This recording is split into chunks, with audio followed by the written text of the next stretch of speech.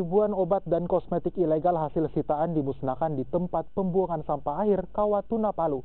Kerugian negara akibat barang ilegal ini ditaksir hingga ratusan juta rupiah. Barang ilegal yang dimusnahkan itu terdiri dari obat tradisional, kosmetik tanpa izin, dan makanan yang kedaluarsa.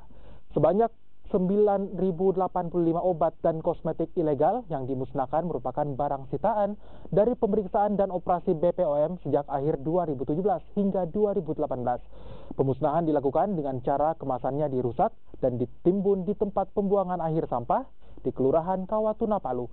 Balai Pengawasan Obat dan Makanan Kota Palu juga berkoordinasi dengan sejumlah pihak terkait untuk pengawasan peredaran obat, makanan, serta kosmetik ilegal. Pengawasan itu ada dua, pemeriksaan dan operasi.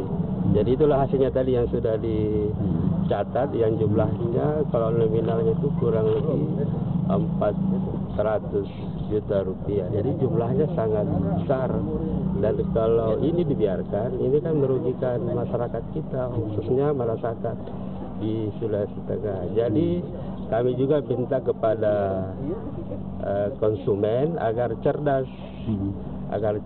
membeli komoditi obat dan makanan.